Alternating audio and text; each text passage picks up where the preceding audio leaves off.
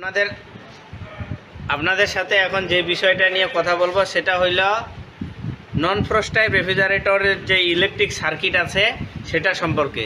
আমরা ফ্রস্ট টাইপে কি দেখছিলাম, আপনার থার্মোস্ট্যাট আছে, রিলে আছে, ওভারলোড আছে, তারপরে ক্যাবিনেট ল্যাম্প আছে আর ডোর সুইচ আছে। নন ফ্রস্ট টাইপে এটা ছাড়াও কিন্তু কি আছে, আপনার টাইমার এবং হিটার আছে। ইভাপোরেটরের যে বরফটা আছে সেটাকে গলানোর জন্য কি টাইমার এবং হিটার। তাহলে প্রথমে আমরা কি আছে, আপনার থার্মোস্ট্যাট আছে, তাই না?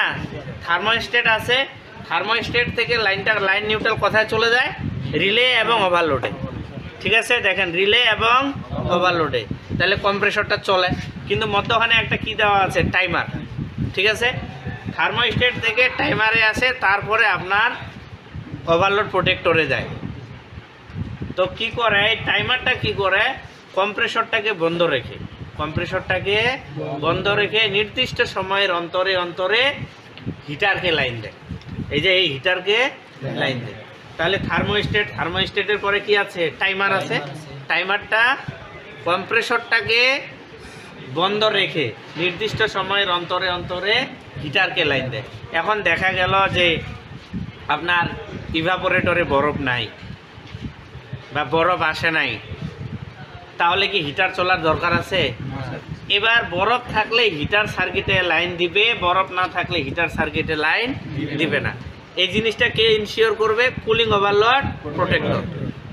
আমি যদি চিত্রে বলি তাহলে দেখেন উৎস হয়ে থার্মোস্ট্যাট হয়ে টাইমারে দেয়।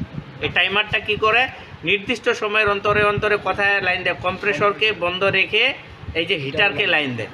ঠিক আছে, এবার এই যে হিটারকে লাইন দিল, বরফ থাকলে লাইন দেয়, বরফ না থাকলে লাইন দেয় না, কারণ হিটার তো বরফ না থাকলে চলার দরকার নাই।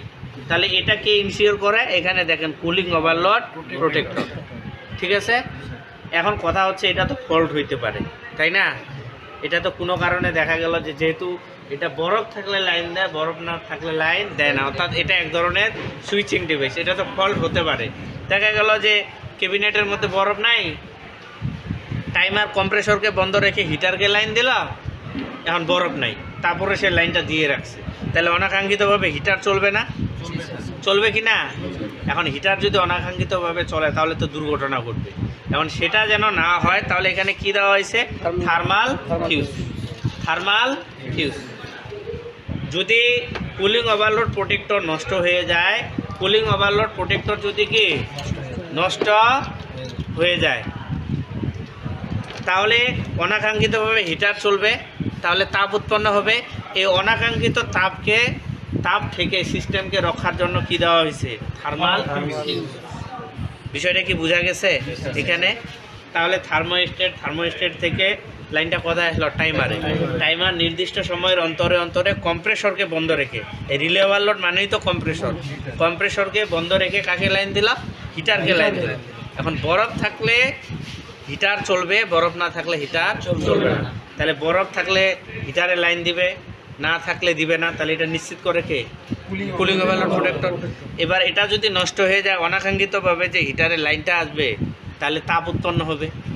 এই অনাকাঙ্ক্ষিত তাপ থেকে রক্ষা করবে কে, থার্মাল ফিউজ। এ পর্যন্ত ক্লিয়ার? এখন কথা হইল, এখানে তো আপনার কি আছে, ক্যাবিনেট ল্যাম্প, ডোর সুইচ, ইভাপোরেটর, ফ্যান আছে। মানে ইভাপোরেটরের ফ্যান কেন ব্যবহার করা হয়, অভ্যন্তরীণ বাতাস সরবরাহের জন্য। ঠিক আছে, অভ্যন্তরীণ বাতাস সরবরাহের জন্য। তাহলে এই যে আপনার ফ্যানটা কি করে, অভ্যন্তরীণ বাতাস সরবরাহ করে। অভ্যন্তরীণ বাতাস সরবরাহ করে। ঠিক আছে, তারপরে একটা কি থাকলো, ক্যাবিনেট ল্যাম্প, আর হইল আপনার ডোর সুইচ।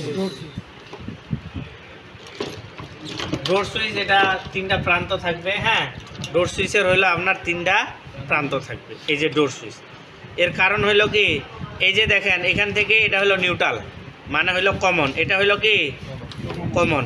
তাহলে কমন থেকে যখন দরজাটা লাগা থাকবে তখন কি ফ্যানের পাশে লাইনটা যাবে, যখন দরজাটা আমরা খুলব তখন ফ্যানটা বন্ধ থাকবে, ক্যাবিনেট ল্যাম্পটা কি, আর লাইনটা দিতে হবে ফ্যানের কথা থেকে 4 নাম্বারের পরে, অর্থাৎ ওভারলোড প্রোটেক্টরের আগে।